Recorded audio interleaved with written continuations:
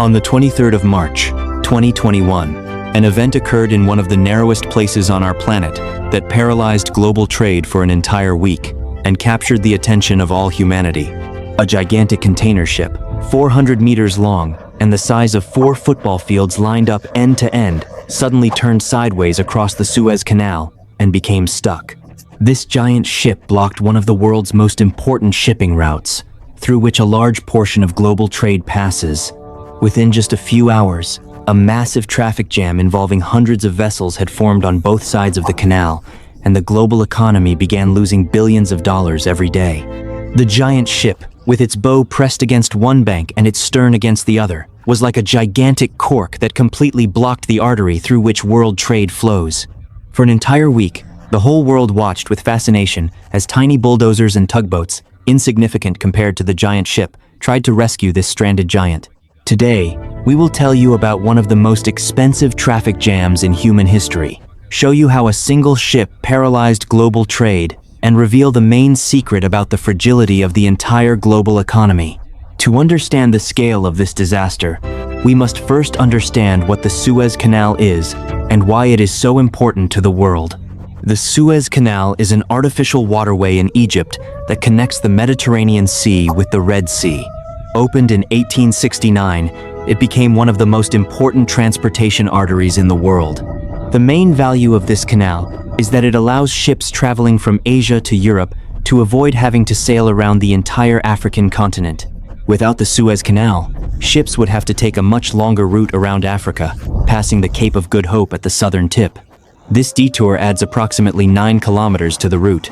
With a length of 0 kilometers and a journey of more than a week, the Soviet Canal makes travel from Asia to Europe much faster and far more economical. That is why approximately 12% of total global trade passes through the Soviet Canal. Around 50 ships pass through it every day. It is truly one of the busiest and most important waterways in the entire world. And when this route is suddenly closed, the consequences are felt globally. It is worth taking a closer look at how this great canal was built and its importance to Egypt. The construction of the Suez Canal was a colossal project at the time. The work lasted about 10 years and involved hundreds of thousands of workers. The canal was dug through the desert, connecting 2 seas and forever changing global trade routes. Since its opening, the canal has been reconstructed and expanded many times to accommodate increasingly larger ships. In 2015, a major reconstruction program was completed, during which a significant portion of the canal was converted into a 2-lane structure to allow ships to pass each other. For Egypt, the canal is not only a transportation artery, but also one of the country's main sources of income. Every year, Egypt earns billions of dollars from cargo transportation through the canal. This money constitutes an important part of the national budget. Therefore, any disruption to canal traffic is a major issue not only for global trade, but also for Egypt's economy. Every day of inactivity means Egypt loses revenue. That is why the country's authorities were eager to resolve the crisis and restore canal operations. Now let us learn about the main culprit behind this severe traffic blockage. It was a container ship called Ever Given. It is one of the largest cargo ships in the world, approximately 400 meters long and about 59 meters wide. Just think about those numbers. The ship is longer than the height of many skyscrapers. It can carry more than 20,000 large containers at one time. These containers are filled with goods from across Asia and are headed to Europe. The ship was so enormous that it towered above the palm trees along the canal, looking like a gigantic moving wall. When fully loaded, such a ship weighs hundreds of thousands of tons. Controlling a giant ship like this is extremely difficult. It is like trying to park a skyscraper in a narrow alley. Yet it was precisely this giant ship that fatefully caused one of the most notorious transportation disasters in history. Before going into the details of the incident, it is important to understand how ships travel through the Suez Canal. It is a complex and challenging process. Ships do not pass through the canal individually, but in convoys formed at specific times. Every ship entering the canal must have a local pilot on board. A pilot is an expert who knows every intricate detail of a specific canal, depths, currents, and hazardous sections. It is the pilot who helps the captain navigate the ship safely through the narrow passage. However, It is important to understand that the pilot only provides advice, while final control remains with the captain and crew. Navigating a ship through the canal requires tremendous concentration and skill, especially for such giant vessels. The slightest steering mistake or deviation can lead to disaster. After all, there is almost no room for maneuvering in the narrow canal. And when the difficulty of controlling a giant ship is compounded by extreme weather conditions, the risk increases exponentially. It was precisely this dangerous combination of factors that occurred on that fateful March morning. So, what happened on the fateful morning of March 23? The container ship was entering the southern section of the Suez Canal, and here it is important to understand one detail. Most of the canal, after reconstruction, allows ships to travel in 2 lanes in both directions. But the southern section, where the incident occurred, has only 1 lane. This means that if anything happens there, the canal will be completely closed. That morning, a severe sandstorm swept across the region. An extremely strong tailwind was blowing. The sides of the giant container ship, loaded with thousands of containers, acted like a gigantic steamship sail.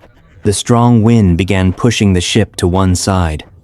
Moreover, the ship was moving too fast. At the time of the incident, it was traveling at approximately 13.5 knots, while the normal speed when passing through the canal is between 7.5 and 8.5 knots. Due to the combination of strong winds, the sandstorm, and high speed, the crew lost control of the ship. The giant container ship suddenly veered completely to one side. Its bow struck the eastern bank of the canal, while its stern dug deep into the western bank. And thus, the 400-meter-long ship became stuck in a canal only about 265 meters wide.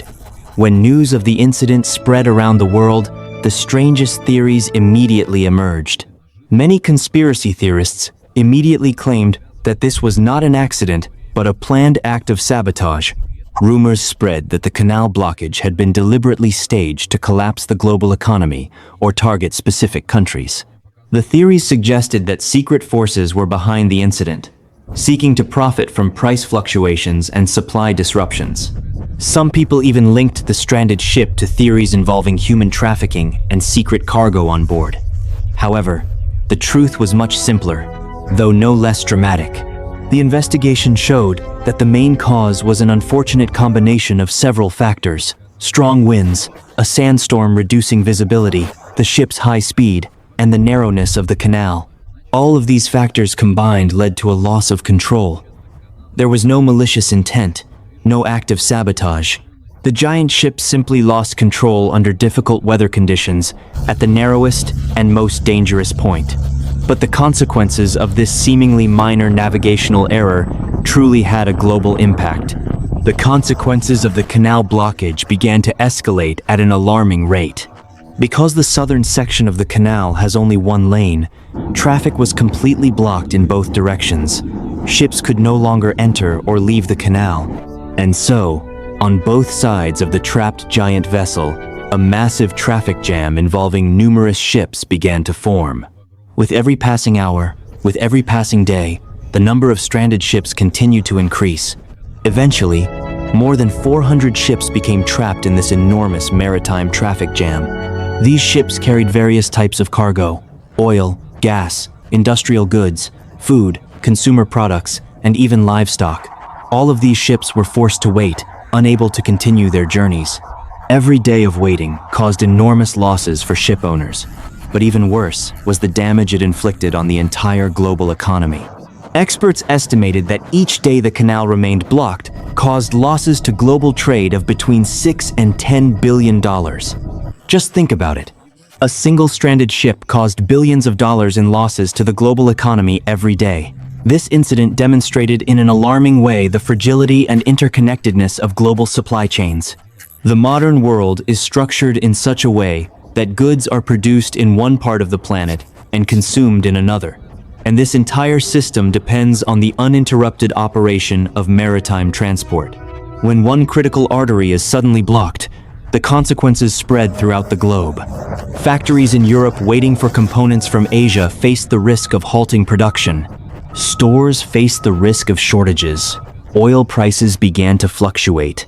and the situation became even more severe because all of this occurred during the coronavirus pandemic, which had already placed enormous pressure on global supply chains. The blockage of the Suez Canal was the final straw, nearly causing the entire system to collapse. This was a bitter lesson for the entire world about the vulnerability of the global economy and our dependence on a few critical points on the map of the planet. To better understand the scale of the impact, we should visualize exactly what goods were trapped in this massive traffic jam. Hundreds of ships waiting to pass were carrying millions of tons of various goods. These included oil and liquefied gas, energy sources upon which entire nations depend. These were parts and components for factories and manufacturing plants throughout Europe. These were clothes, electronics, furniture, toys, and thousands of other consumer goods that were supposed to reach store shelves. Some ships were even carrying live animals, and for them, this delay was especially dangerous. Many of these goods had already been ordered in advance, and delivery delays threatened to cause serious losses. Experts warned that the effects of this blockage could impact consumers for months to come.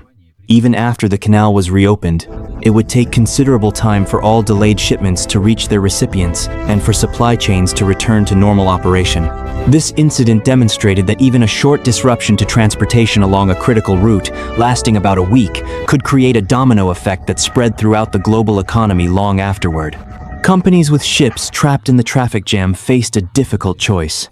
They could stay and wait for the canal to be cleared, but no one knew how long that would take. Every day of waiting meant enormous losses. So many shipping companies made a desperate decision. They began turning their ships around and sending them on the much longer route around Africa, via the Cape of Good Hope. This detour added approximately 9,000 kilometers and nearly 2 weeks of travel time at sea. Moreover, it cost each ship hundreds of thousands of additional dollars in fuel expenses. Dozens of ships chose this route, unwilling to remain trapped in what seemed like an endless traffic jam. It was truly a dilemma. Wait for an unknown period of time, or spend enormous amounts of money and time on a voyage around an entire continent. The fact that companies were willing to sail around Africa simply to avoid waiting showed just how serious the situation had become. Meanwhile, one of the most unusual rescue operations in history began right inside the canal.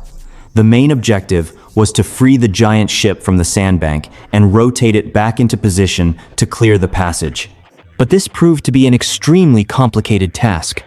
The ship, weighing hundreds of thousands of tons, was firmly stuck in the sand on both banks. Rescue teams employed several approaches simultaneously. Dredging vessels were the first to go into action. These are specialized ships that excavate and suction sand and mud from beneath the grounded bow. They needed to remove thousands of cubic meters of earth to free the ship. Powerful tugboats worked simultaneously.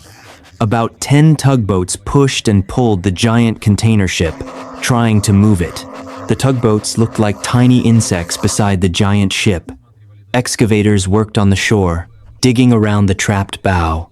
One of these tiny excavators, positioned next to the giant ship, became a true symbol of the entire situation and the subject of countless jokes across the internet worldwide. It is necessary to explain in more detail just how difficult the task facing the rescuers was. The Ever Given was not just a large ship, it was truly a floating giant. When a fully loaded ship like this runs aground, its weight forces the bow and stern deep into the shoreline. To free it, it is necessary either to lighten the ship, remove the soil beneath it, or both. Rescue teams considered even the most extreme option. If conventional methods failed, the containers would have to be removed from the ship one by one using specialized cranes to lighten the vessel. But this would have been an extremely lengthy and complicated operation that could have lasted for weeks. Fortunately, this last resort was not needed. The winter support vessels removed approximately 30,000 cubic meters of sand and mud from beneath the ship. This was an enormous volume of earth. The tugboats operating around the ship were extremely powerful, but even their combined efforts were initially not enough to free the trapped giant vessel. That is why the rescue teams relied heavily on assistance from nature, on the high spring tide that would lift the ship slightly and provide a decisive advantage to the tugboats. It was truly a battle between people and technology against a giant ship and the harsh forces of nature. The rescue operation lasted 6 days, and the entire world watched with suspense. Satellite images of the stranded ship were shared across every news channel and social media platform. The situation generated countless jokes, memes, and discussions around the world.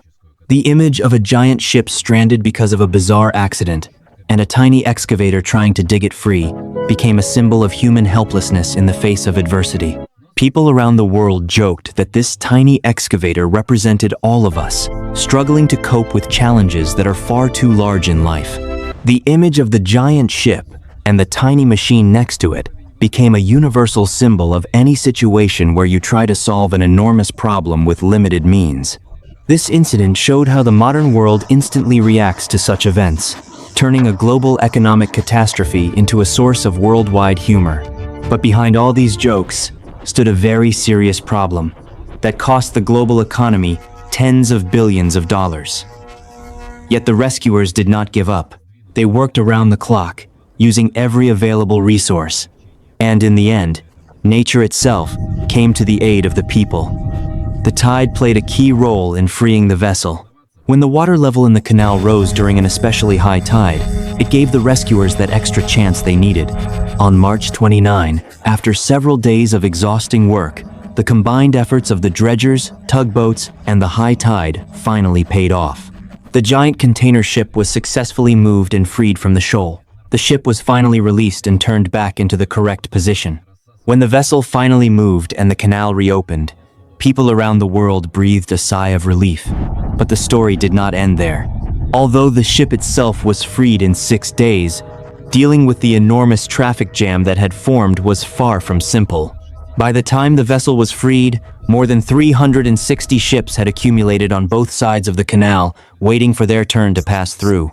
It took several more days of intensive work to allow all these ships through and clear the resulting congestion. Only by April 3 was the canal able to return to a more or less normal operating mode. Experts calculated that it took considerable additional time for the congestion to completely disappear and for shipping schedules to return to normal. After all, hundreds of ships that had passed through the canal with significant delays arrived at their destination ports behind schedule, creating new bottlenecks in the ports themselves. The effects of the 6-day blockage spread throughout global logistics like ripples on water for many weeks after the ship itself had been freed. The container ship itself, after being released, was towed to a special lake in the middle of the canal for inspection and investigation into the causes of the incident. Then a long legal story began. Egyptian authorities detained the vessel and demanded enormous compensation from its owners for damage caused to the canal and for lost revenue. Initially, the authorities publicly demanded around $1 billion. The ship and its crew remained detained for many months while complex negotiations continued. Only in the summer of 2021 did the ship's owners and the canal administration finally reach an agreement, and the vessel was released. It is worth noting that the Ever blockage, although the most famous, was far from the first closure of the Suez Canal in history. This vital waterway has repeatedly become the scene of serious crises. For example, in 1956, the so-called Suez Crisis occurred. At that time, Egypt nationalized the canal, which had previously belonged to a British-French company. This led to a military conflict, and the canal was closed to shipping for a full 5 months. But the most remarkable story occurred in 1967. During a military conflict in the Middle East, the canal was suddenly closed, and 14 ships became trapped inside it. These vessels were stranded not for days and not for weeks. They remained trapped for a full 8 years until the canal was reopened. Only in 1975 were these ships finally released. They received the nickname the Yellow Fleet because over the years they became covered with a thick layer of yellow sand from the surrounding desert. The crews of these ships stood watch for many years, keeping the vessels afloat while the world around them changed completely. The sailors of the Yellow Fleet even created their own small community.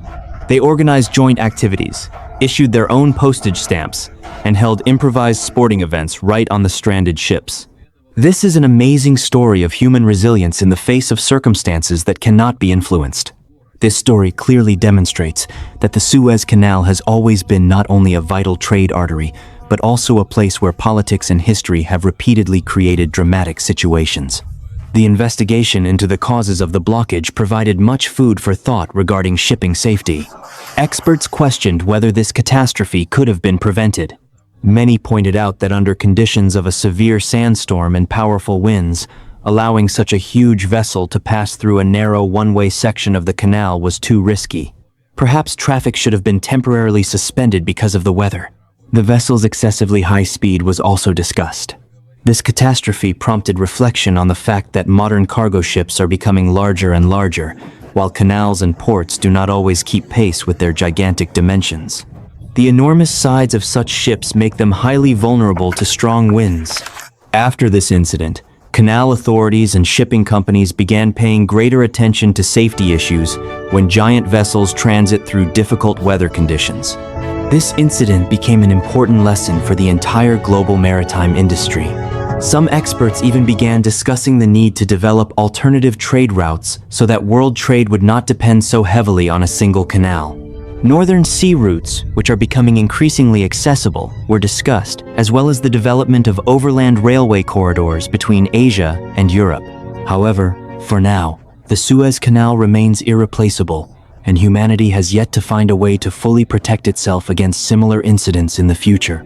And perhaps the main lesson of this remarkable story lies in how fragile and interconnected our modern world truly is. A single ship, stranded in a single narrow location on the planet, was able to disrupt the operation of global trade for an entire week and cause tens of billions of dollars in damage. This makes us think about how dependent we all are on one another, and on the uninterrupted functioning of the global system. The goods we buy in stores travel enormous distances across seas and oceans, passing through several key points on the map of the planet.